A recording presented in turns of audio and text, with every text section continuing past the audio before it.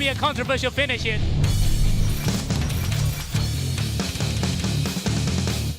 And we are underway. A nice first corner. Oh. And Inigo Anton. He's going to win his first race. We're running championships all throughout Asia Pacific. We need a premier championship with proper production, proper entry fees and prize money. And that's what E1 Championship is.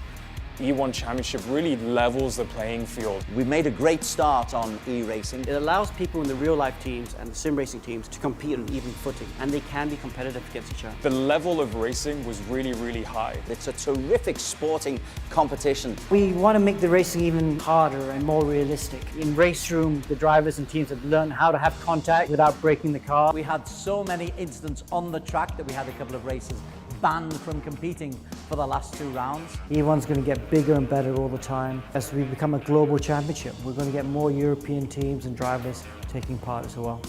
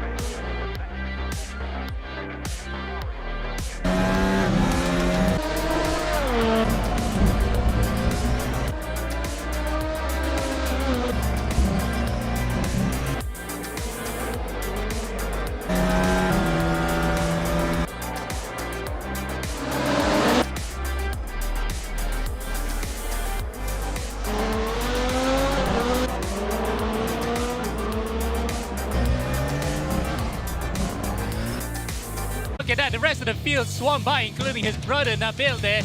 What an absolutely shocking start. Look at that, that's brilliant racecraft from Ibrahim to actually hold on from the outside, trying to defend from Stefanko. Now, he's going to be a bit of a sitting duck because Stefanko and his teammate right behind him, Banky, also have DRS. He has to give up this for now. They've come out behind Presley Martono, but within 2 seconds, and he's on cold tyres, Martono, at the moment, so he could come under immediate pressure if Banky can. Well, it just depends how quickly those tyres can warm up. Oh, Ibrahim spins. He's on double medium, so that actually helps out for his cause in towards the end of the race, unless of course he does a lot of that. That was a lockup. Oh, he spins! He's actually spun at turn 9.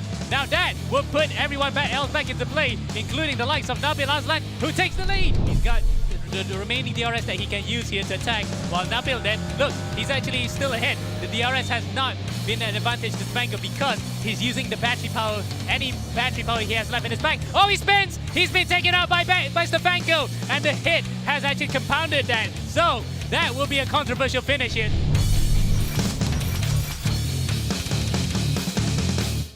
And we are underway. A nice first corner. And Inigo Anton. He's going to win his first race. We're running championships all throughout Asia Pacific. We need a premier championship with proper production, proper entry fees and prize money. And that's what E1 Championship is.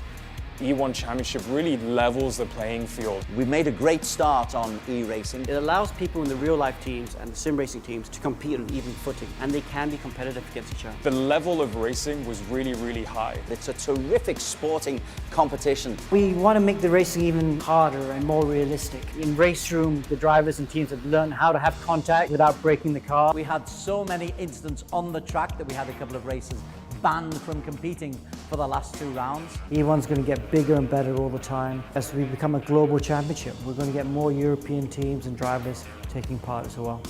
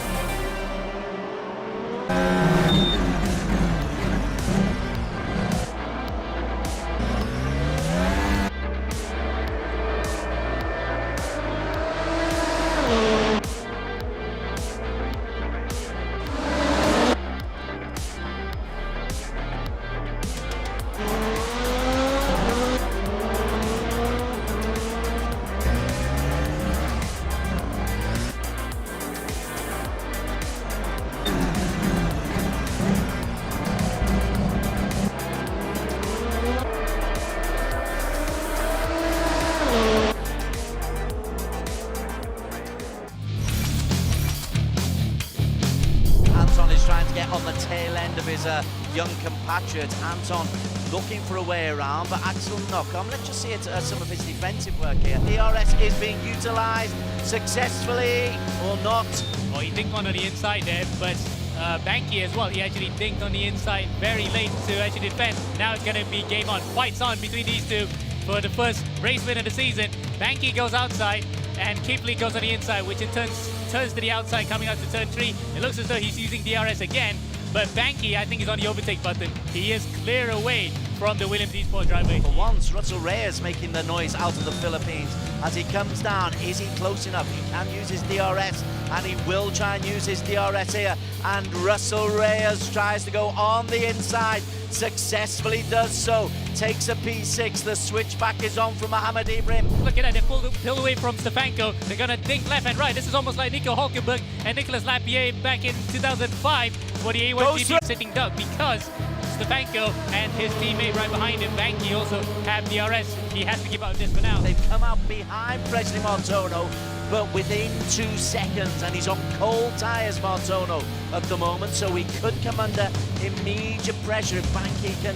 Well, it just depends how quickly those tyres can warm up. Oh, Ibrahim spins. He's on double medium, so that actually helps out for his cause towards the end of the race, unless, of course, he does a lot of that. That was a lockup. Oh, he spins! He's actually spun at turn 9. Now that will put everyone else back into play, including the likes of Nabil Aslan, who takes the lead. He's got the remaining DRS that he can use here to attack, while Nabil then, look, he's actually still ahead. The DRS has not been an advantage to Stefanko because he's using the battery power, any battery power he has left in his back. Oh, he spins! He's been taken out by Stefanko, and the hit has actually compounded that. So that will be a controversial finish here.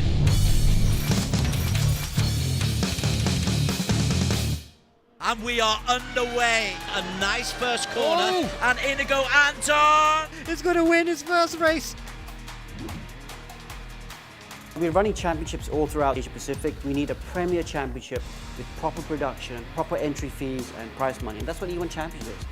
E1 Championship really levels the playing field. We made a great start on e-racing. It allows people in the real-life teams and the sim racing teams to compete on even footing, and they can be competitive against each other. The level of racing was really, really high. It's a terrific sporting competition. We want to make the racing even harder and more realistic. In Race Room, the drivers and teams have learned how to have contact without breaking the car. We had so many incidents on the track that we had a couple of races banned from competing for the last 2 rounds. E1's going to get bigger and better all the time. As we become a global championship, we're going to get more European teams and drivers taking part as well.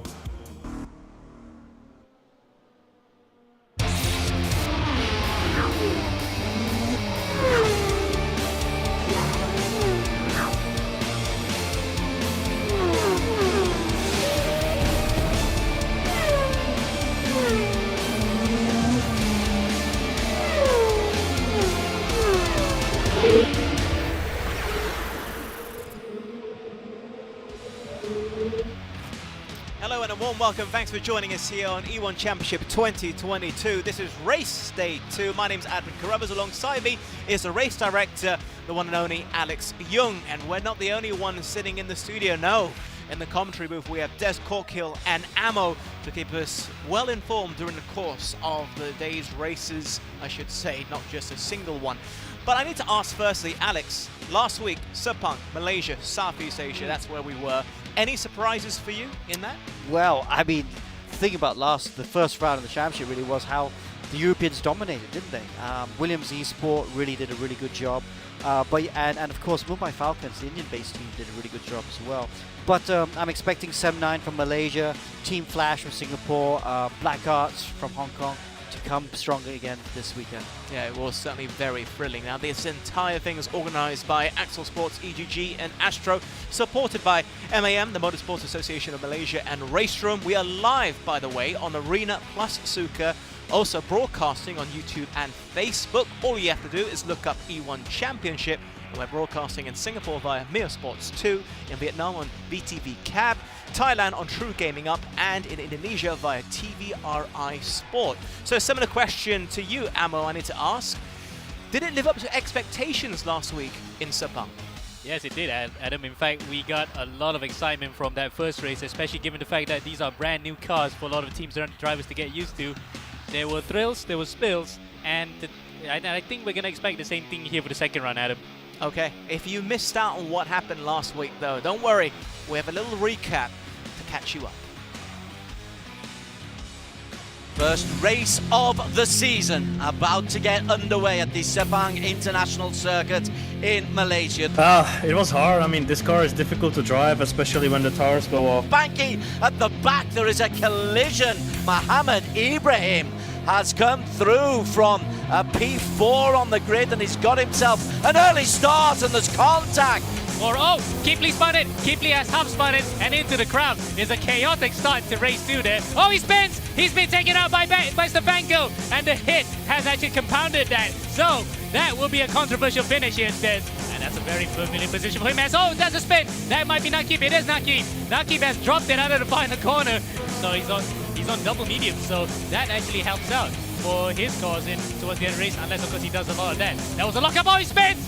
He's actually spun at turn 9. Now that will put everyone else back into play, including the likes of Nabil Azlan, who takes the lead.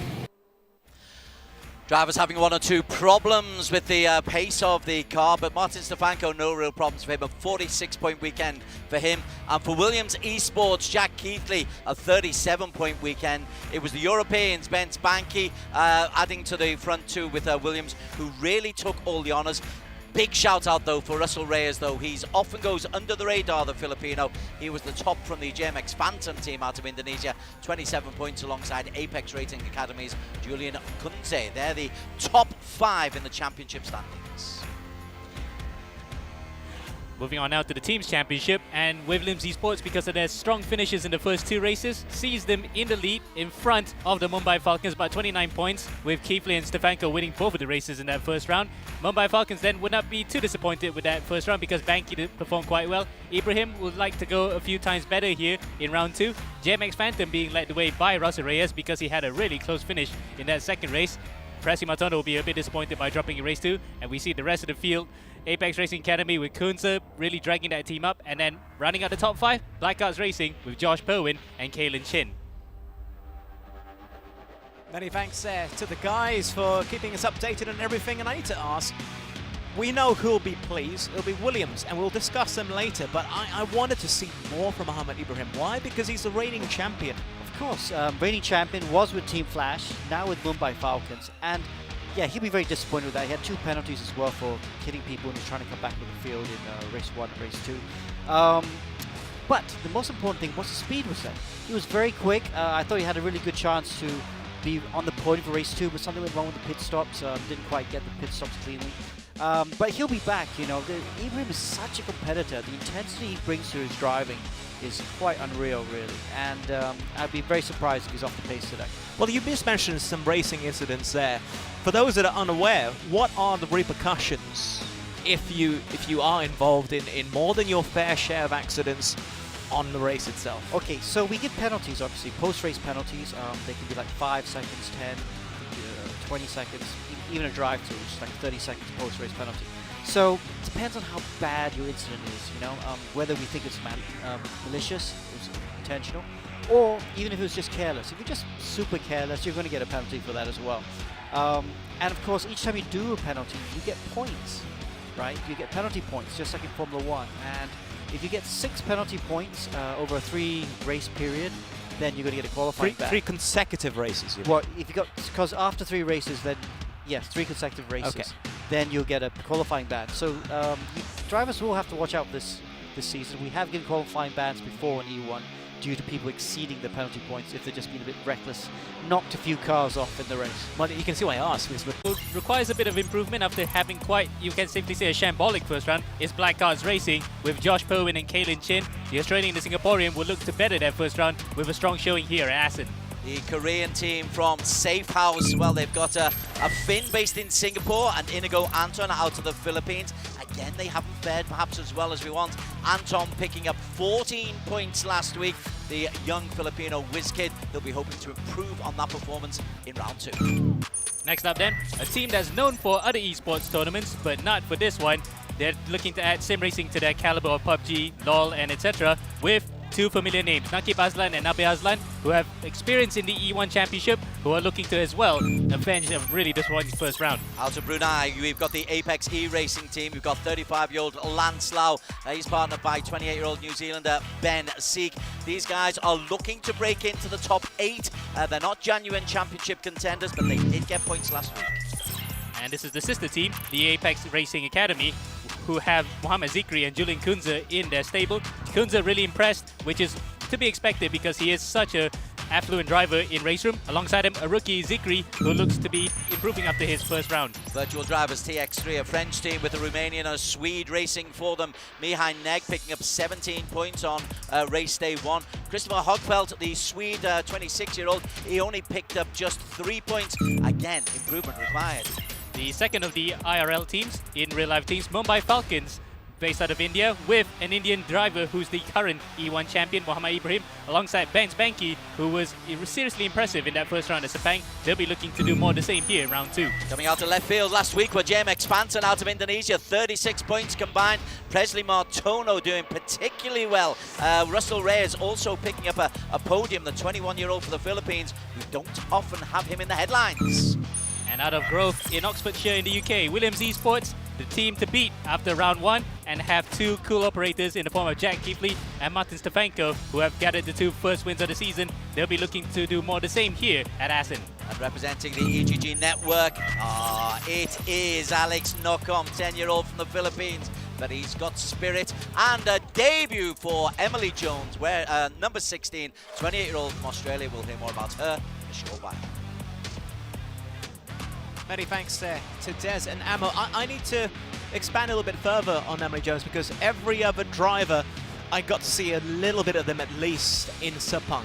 Emily Jones, brand new today. Amo, you said to me that she's fast. Why? Why do you think she's fast? What has she done in the past to prove this? Well, look no further than what stat I'm about to give you here, Adam. She actually has won 2 races in the V8 Supercars Aussie League, the Premier Series, or they call it the V8 Scope Series. And in a field of more than 30 plus cars, she's won both of it. So it shows true quality on hand here. And I have no doubt about her doing the business here. Top 10 may be a good place to start, but you never know what she could actually turn up tonight. Maybe a race win, who knows? Is she your pick? Is she your secret dark horse pick today?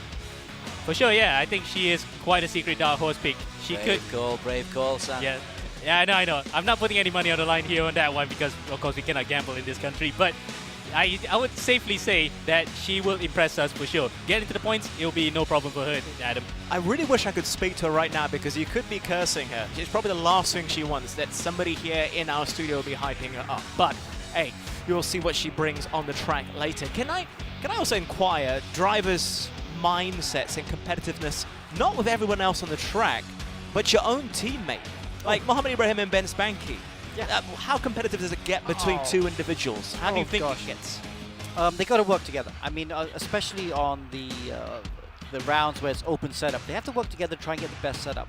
So you do find that happening, and especially at the beginning of the season, I think they'll work together very well.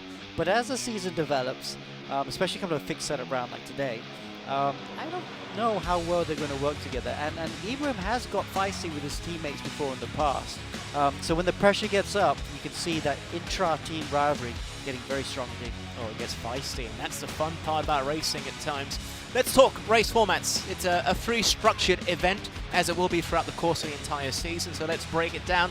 Alex, talk us through this. Okay, well, as per usual, qualifying 10 minutes, and you get points for the top 5. So pole position 5 points, that's really valuable. Now race 1 is set, the grid is set from qualifying, and it's only a 15-minute race, whereas race 2 is 30 minutes long, and it's a top 10 reverse grid. But because the second race is twice as long, you get equal points for race 1 and race 2. And of course, fastest lap in each race, that's 2 points per race. All right, so it's 10 minutes, 15 minutes, and 30 minutes that we can enjoy throughout the course of the evening. As for the points accumulation, this is very important in terms of drop points, Alex. Yes, let's not forget, a couple teams struggled with bad rounds in round 1, so that'll be the drop round that they're going to use. Every driver, shall I say, has to drop points from their lower scoring rounds in rounds 1 to 6. That's just pretty much to help, you know, because it's an online competition. Sometimes you get disconnected, and it'd be a shame to lose the championship because of that. Just to stress, it's no drop points for the team championship, okay? Let's go back once again to Des and Ammo for today's track setup. Yeah, we are at the Cathedral of Motor Racing. This is a track that was originally built in the 20s. The modern circuit came in about 1955, so we're nearly 70 years with modernisation, of course. It's 4.5 kilometres, super fast and super slow corners. This is a racer's delight, and DRS could come into play here, Ammo. Indeed, and DRS will be coming to play when we look at the car that we're using for today, which is the, okay, in fact, not just today, but for the whole championship, the Formula Race Room X22. 1.6-litre V6 turbo hybrid engine that produces up to 1,050 horsepower, and the weight can be a bit of a detriment to certain drivers because it is quite heavier compared to other single-seaters, but still a thrill to drive here with the engine producing that much power. Okay, thank you very much, and let's talk numbers, let's talk digits, let's talk what everybody's racing. It's the prize pool, Alex. Oh yes, and look at that, 5,000 for first place in the Drivers' Championship. That's a good amount of money to win. 20,000 USD is the total prize pool, which makes it the biggest in the region. And for the Teams Championship, you also get points down to 5th place, especially the top 3, and if the top team gets 3,000 USD. There is a lot on the line, to say the least. So I want to discuss a few things we've just shown on the screen. Firstly, the setup, the car setups. They're the same this week. Last week it was up to the individuals. How different are we going to be today, do you think? Do you have a preference for that? I like mixing it up. Some rounds open, some rounds fixed, because we do need to let the teams have an influence. And the teams that can do the setup the best, they'll tend to come to the fore. Williams did that in round 1. But it's nice to have fixed setup rounds as well, where everyone runs the same car. Because then we just really see it's down to the drivers to really make the most of the drive to get the result. And you will see the deck get shuffled a little bit. So I like the fact that we can spice it up. And I think here in round 2 at Assen, and a track that's very difficult to overtake, we are going to see some surprises. Yeah, in terms of the same setup that we're seeing today for format, Ammo, I'm going to ask you, who does it suit, do you think? Anybody individually stand out to you? That's quite a tough call here, actually, Adam, because we don't even have a barometer yet in terms of how the teams have set up with these cars, you know, fixed setup, and how they have dealt with it throughout the races. So this would be kind of like a brand new thing for a lot of them. So if anyone actually were to stand out right here, we can use that as a sort of litmus test to see for the next round, if we have a fixed setup race, who's going to advance, who's going to be more advanced in terms of how they prepare for the race. But for the time being, it's quite open right now because the ceteris paribus nature of this really is an open season for a lot of people in today's round. Okay, completely understood. We haven't really talked about them much so far, and that's with good reason, because we've prepared something a little bit special concerning the team that are currently the pace setters. It's Team Williams.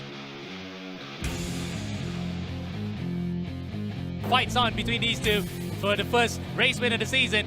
And Jack Keithley from the United Kingdom on debut is going to come through to take maximum points. He gets the victory, punches the air in delight, as Banky is then taken on the inside by the Williams of Stefanko. Gutsy move by the Slovak. The DRS has not been an advantage to Stefanko because he's using the battery power, any battery power he has left in his bank. Oh, he spins! He's been taken out by Stefanko! He's going to have to dart through on the inside. He takes the inside line. Reyes on the inside. Stefanko is able to hold on. And Martin Stefanko for Williams Esports will take the victory. But yeah, we've got a very strong team, very strong package here. We're the fastest on track. We're looking to progress the season ahead. Really happy with it, and yeah, looking forward to the next race. It's going to be exciting. It is going to be exciting. Alex, when I think back to last week, it's not as straightforward as seeing just one individual dominate all 3 races, qualifying, sprint, and reverse grid. We saw Jack Keithley spin out, do you remember? Yes. Into P10, having done so well previously. So it's not clear and cut in terms of just being the favourite. Yeah, and I mean, the pressure's on. You know, these cars are really fast, they're really hard to drive. Don't forget for round 1, of course, it was released only a week before round 1, so you could see, and that's why a lot of mistakes also happened in round 1, because everyone was new to the car. But it's great that we have all these drivers on kind of an even playing field. You know, had the car introduced on September 1st, and they'd have been working in all this time. So we should see improved performances, but the pressure is still there. You know, big prize pool, you know, you can make or break reputations, and you know, a lot of stuff is on the line. Yeah, and I also guess 7 races in total, Ammo, and Williams dominated the first round. Round 2, it's really crucial the other teams start to properly challenge. We don't want a runaway leader, do we? Absolutely, we don't want it to be the same situation like in Formula 1 right now, where Verstappen's just winning every single race every week. So we just want to help get that interest up and get everyone involved in it. So really then it's all up to the teams here, the other teams beside Williams Esports, to just get their act together and try to have a firm hold behind them so that we can have a good championship for the rest of the season. And ultimately, it's also down to the track. This is very, very different from Sepang. We saw the graphic just now, we saw the layout. We know it's not really for cars, it's more for bikes. So what can we expect today? I mean, how many DRS zones are there that could come into play? Ammo.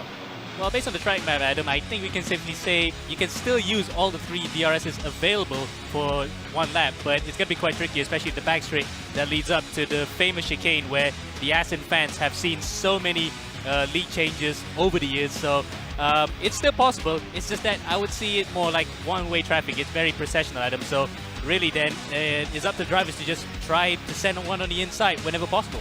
Is it super fast in the flat outs and the corners? How crucial an element is that going to be? Because it looks like there are going to be some really slow corners in this track. Yeah, indeed, and it's going to be a problem for, especially when you're going to put the throttle onto 100 and the wheels spinning onto the road, because the amount of turbo lag this car has is easy for it to spin out. So really they have to be careful through the slow corners, while the fast corners, on the other hand, it's just going to be a case of whether or not they can keep up through the corners here at Assen. And indeed, we're not really sure how the race will play out, because on bikes it's an exciting prospect. In cars it's a bit of an unknown, but I would say it's going to be a bit processional in terms of one-lane traffic in certain areas. For the viewers who are watching right now, this track was only drawn a lucky draw right here last week in the studio. Plus, don't forget, it's with a relatively new car as well, so it should be exciting. We're now ready for qualifying, so Ammo, I'm passing the microphone back to you alongside Des Corkill. Thank you very much. Yeah, let's get the qualification underway. And last time out, it was Stefanko, the Czech Republic racer, who really made the mark. He got fastest in qualification. It was the start time of a really good weekend for him. He's top of the pile. Williams and the team. We're not sure who is it going to suit for, but it'll be interesting to see who will come out on top in a fixed session race. Okay, so there is Stefanko. Other ones to really look out for. Russell Reyes really, really impressed me. The JMX Phantom racer, 21-year-old from the Philippines. He to start another qualifying lap, but I think he will try to take the reins here and take on the might of Williams and the rest of the European charges. Okay, let's have a look at your favourite, young Emily Jones, come 9:48. Mohamed Ibrahim is out on the circuit at the moment, the defending champion for the Mumbai Falcons. He improved last week. You thought he might struggle on race room. He didn't. He's got himself some decent points last week, and he's got him racer fastest in qualification last time out. To double it up, be quite a performance. Indeed, and we're going to stay on here with Mohamed Ibrahim to see how he fares in this current lap. And going around the circuit here, it's a short one, isn't it? 1 minute 9 is way faster than what the MotoGP bikes can handle. Firstly, we go through this set of right-handers, which is shorter than the original circuit. The old circuit went even further behind. It was almost 7 kilometers before they shortened it around the late 2000s, early 10s, as he clears the traffic. Then onto the back straight. This is what it... Through the chicane, and Mohamed Ibrahim a little frown as well, shows the team, but he does indeed go second fastest, would you believe? And he still has enough time. Stefanko is quickest out on the circuit, a 109.843. Naqib Aslan is the new fastest man. Naqib Aslan from Malaysia, the SEM 9 racer. Now he was very late coming out onto the circuit. Maybe he's just set up a setting there just to suit himself at the Assen here. Yeah, absolutely. He just wants the rubber to be laid in so that it's just optimum enough for him to go and then avoid the traffic too, actually. Remember, we had a few problems with drivers encountering traffic on their hot laps, so Naqib then doing the smart thing to just keep away from those drivers. Likewise, we can see Stefanko, they're just coming across, avoiding Nabil Aslan to come across the start-finish line. Would this be an improvement? No, it isn't. He stays third. I want to go on to his teammate, Jack Keithley. Jack Keithley, currently P6 at the moment, hasn't broken the 110 barrier. There's 3:43 to go, so a lot of opportunities still for them to go. But now we're into the final 3.5 minutes or so. Bit of pressure building. Yeah, absolutely. And who's going to be the second poster to the year here? It is pressure building because 3 minutes left to go, 3.5 minutes. That's not a lot to do. And if you scuff up that one lap, you go back to the pits, that's it. You don't have enough time to actually do another one. So Keithley then on this slow out lap, in fact, a lot of them are doing that because they cannot change their battery settings. Because it's a fixed setup, it's also fixed in the MGU. So they do not want to deplete any of that battery in that first lap. Top 5, it's Naki, Banki, Stefanko, Mohamed Ibrahim and Nabil Aslan. 1, 2, 3, 4, 5 at the moment. He is going quicker, Inigo Anton. Yeah, Naki by 1300ths of a second, as meanwhile, Martin Stefanko and Benz Banki are also on flyers. Everybody is going for it. They're leaving very late. Stefanko having to really manhandle this car around the corners using the grid.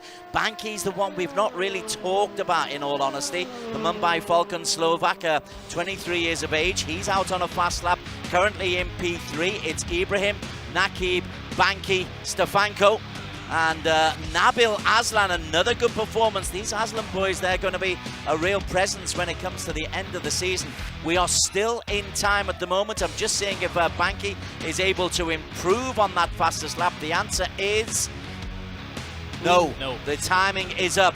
So Ben Banki has to be content with a P3.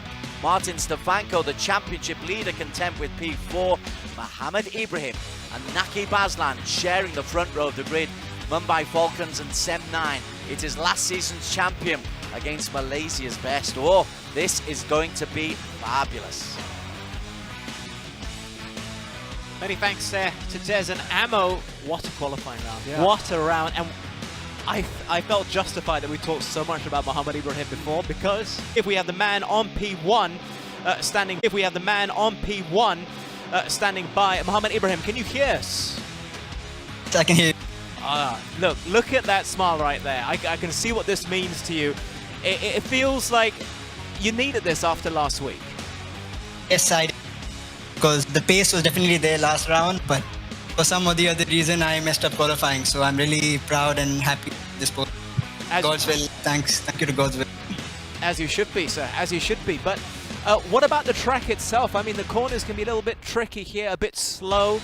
How did you find it? Particularly being aware of the back markers as well. Yes, it was quite a hectic qualifying. You know, you really have to where you're on the track, so you get a clean lap. You have to make it count, basically. Okay. All right. Good luck with the rest of the race, and we'll speak to you again soon. Okay. Okay. Thank you, guys. Mohamed Ibrahim there, probably getting himself geared up for the sprint race, of course. But I want to pick up on something Ammo was mentioning. Because it's the same setup, how important is resource management here? Well, like you can see them going really slow on their outlap, so that tactic was to play, and largely from what we could see, people were getting out of the way on the slow outlaps for the faster cars, so that was good. Okay, we have the man in P2, Nakib Aslan, are you there, sir? Hello, I'm here. Okay, good to speak to you. P2 just missing out on P1. Disappointed? Yeah, utterly disappointed. I think definitely the pole was on the cards. On that final lap, it was on for a pole, but just lit up the rears in one of the corners, so a bit disappointed. But then again, you know, the field's so tight, anyone could have been that pole, so happy with P2, I guess. I have to take the positives when I can, and it's a good starting position for the race after this. Always, there's plenty more points to be won throughout the course of the evening as well. Alex, do you have any questions for Nakib here? Just good luck for the race, man. Thank you so much. Yeah. I have one final question though. How competitive is it between you and your brother? Because he's done quite well himself here. Yeah, I think leading into the weekend, he was looking a bit stronger, to be fair. Having more practice laps. Yeah, so I got the pressure on me. Got qualifying done with. So, but then again, you know, we're teammates, we're working together. We want to beat everyone else instead. So, main goal is to beat my team, but ultimately beat the entire field. Okay. Okay. Good luck with the races later on. Okay. Thank you so much. All the best. I find that interesting. And he's saying his brother was better in the lead-up, but here he is in qualifying. Because his brother didn't have any big races on the weekend. Nakib was involved in the IGTC, International GT Championship. So for his team, 7-9. So he had a lot of practice to do, was it Thursday, Friday, Saturday. So he was a bit short on practice compared to his brother, but didn't seem to slow him down, did it? No. I was watching Stefanko on the final few minutes there. He was really heaving that car across the track in a more aggressive way than I think I've seen over the past 2 race days. I noticed that in Sepang as well. Both the Williams drivers were very aggressive in qualifying, through 13 and 14 in Sepang, almost sliding the cars through the corner. Not obviously enough to slow it down, but just the right amount of yaw through those corners. And you could see it, like you said, with Stefanko to the chicane just now as well. Interesting. What didn't quite work today, but definitely worked in round 1, didn't it? Yeah, very interesting, and it sets us up nicely because we have to go for a very, very quick commercial break, but that was just qualifying. Imagine what we're going to get from the sprint race, because that is minutes away, live here. We're back in a few minutes. Stay tuned.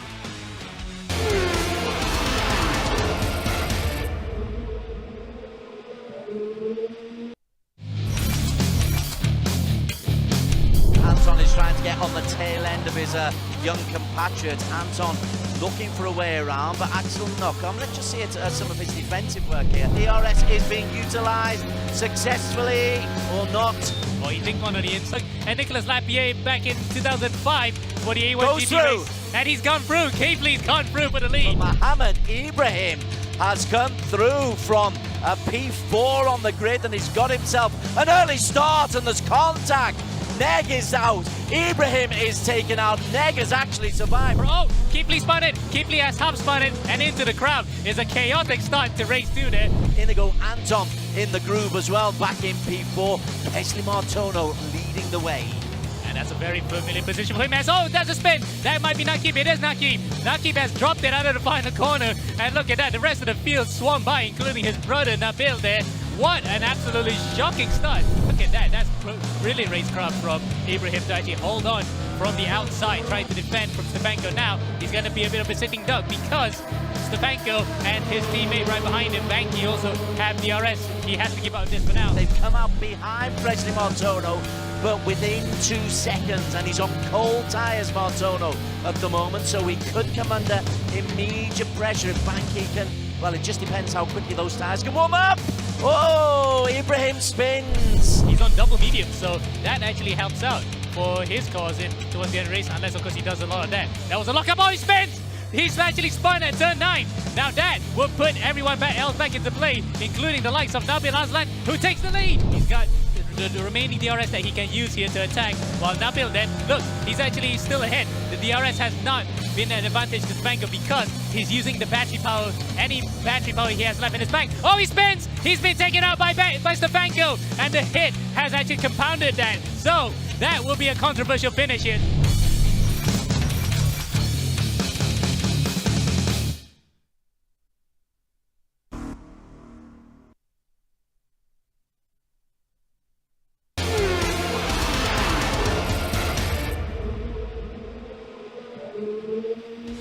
Welcome back once again to the E1 Championship 2022. This is round 2. I'm Adam Carruthers. The race director is beside me.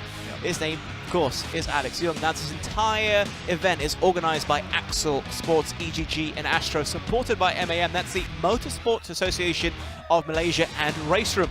We are live, by the way, on Arena plus Suka. We're also broadcasting on YouTube and Facebook. All you have to do is look up E1 Championship. We are also broadcasting in Singapore via Mio Sports 2, in Vietnam on VTV Cab, in Thailand on True Gaming Up, and in Indonesia via TVRI Sport. Thank you very much for joining us. And if you've just tuned in, we've already had qualifying, but don't worry, Des and Amo, our dynamic duo on comms, have a recap. In Southeast Asia, celebrating Mohammed Ibrahim, Mumbai Falcons, or South Asia I should say. He is fastest on pole, the defending champion. Nakib Aslan alongside him on the front row of the grid. Best results of the season for Nakib for the SEM 19. And then we have the Europeans, Bence Banky, the second Mumbai Falcons. The best of the Williams esports team, Martin Stefanko, the championship leader in P4. Nabil Aslan, that's Nakib's brother, in P5 for SEM 9. Thanks, guys. We're waiting for the sprint race to start, so I'm going to try to throw in a few questions here. Firstly for you, Alex. What kind of racing are we going to expect today? How aggressive is it going to be? It's going to be a bit aggressive, I think. I mean, first few laps, I think not too aggressive, but as the race wears on, it's going to get aggressive because there are a few drivers not in their position that we expected them to be. So they're going to try and get their way to the front. The start's going to be crucial. You've got to get to turn 1 first or try and make some places. Get through the first 2 corners without contact. Turns 3, 4, 5 there. Those are all kind of longish corners which fight someone to stick their nose in. And when it's that close in the first lap, you're definitely going to see someone sticking their nose in and putting someone round probably. And even if you survive the first lap, it's so hard to overtake that as the race wears on, you're going to see people get more desperate and try and send one down the inside. And that's before you even consider the battery, the DRS, the strategies of where you use it to try and overtake or defend. I really want to ask that to Ammo as well. What is a workable strategy, do you feel, specifically for this track, for this new car, let's not forget, and for the drivers themselves, Ammo? Yeah, it's quite tough to call right now, but I would say that the first thing they will have to do is to just try to stick one on the inside and hope it sticks, because there's not that many overtaking spots on this circuit. The one we can identify when me and Des were discussing about this was turn 1 and then the final chicane. Anywhere else is just pretty much a shot in the dark. It's pretty much into the unknown for a lot of these guys, so they really have to try and send one on the inside. In terms of strategy, first race, just stay out of trouble. They just do not want to spin and really soil those tires to really compromise their round, because wherever they finish outside of the reverse grid, that's where they're going to start for race 2, and that will really put a damper to the weekend if they were really having a poor session to begin with. Why do you say turn 1? Why did you highlight turn 1 as being an area to look out for? Because it's a bit tight there, Adam, because in MotoGP as well, there's been a few accidents over the years, so we have to make a note that that might be a point of contention as well for whoever's starting further behind. Yeah, I know he's rubbing his hands in glee, knowing the fact that it's going to be quite chaotic in that first few turns, I would say. And I didn't get a chance to ask you about the qualifiers there, but it just feels like Mohammed Ibrahim, both to an extent, the Aslan brothers are responding to Sepang last week, where you could say it was disappointment. Do you feel that's the case here, and are we going to expect a response in the sprint race from some of the other drivers, perhaps? Yeah, definitely. We got a few drivers that we earmarked just now to really impress during qualifying, but they didn't, so they might want to put race 1 as a factor. Plus, we can safely say like that Thin Lizzy song, the boys are back in town. The champions from seasons past have turned up today. Okay, tell you what, no one wants to watch me talk. Everyone wants to watch racing, and that, myself included in the list. So I'm going to pass it back to the 2 guys now about the race. But before that, just before that, one final question, or at least 2 questions. I think we should go to the race now. We want to go to the race? Yeah, let's go to the race. I think we're ready for the race in that case. Ammo and Des. The boys are back in town. Mohammed Ibrahim and Mohammed Aslan, they are off the start line fastest. We missed the start, apologies for that. But Ibrahim in P3 at the moment, goes on the inside, exactly as Amo Hazik suggests he's got to. Really taking it, and there's a big crash there. But currently we are sailing with Naqib Aslan, and he's got himself a healthy lead. Yes, there's DRS, but a half-second lead, and his brother and teammate behind him. There's a little bit of protection here for the Aslan boys. Indeed, but I don't think Nabe wants to be considered a... Utilize DRS best if you're in this kind of procession. Well, you can see the case in point now. You're going to have to use it at all costs, and use it even to the pits. I think he is going on to soft tires here. Soft compound. It is soft tires, so he's going for the fastest lap anyway, so that's one thing to save his weekend. Okay, so let's go back up to the front, and Naqib Aslan serenely, after that first lap chaos, is moving away. We're only 3.5 minutes into this race. There's a long way to go, but in terms of how you time of 1:14.183, little bit off the pace, but as a debutant, so far so good. And she's the only one in this team for today, so she's representing the full EGG squad team. Yep, indeed. So not to say it's going to bring her back to carry the team on the shoulders, but definitely she's not covering herself in too much. James, nearly gave her the commentator's curse right there. She just had a big opposite log moment, but luckily held it quite well, trying to chase after Julian Kunze. So right now, at least, she just wants to actually finish the race and in the points for the first time out. Let's go with the championship leader, Martin Stefanko, P4 in qualification. He was caught up in that first lap mayhem, but he's right on the tail here of Jinma brothers. But as Adam Carruthers so often points out, there's a real competitive spirit between these two. We are on board with Nabil Aslan. Nakib is the man in front of him. Let's have a look at the view that Nakib has behind of Nabil. To be fair, Nabil isn't exactly pressing too many alarm buttons for Nakib, and both are driving pretty well. He's gone off a bit there. He's gone off a bit there, so there's warning signs for Nabil himself to not really overcook it, Des. In terms of tyres, they're all on hard tyres, so there's no real advantage to be gleaned from there.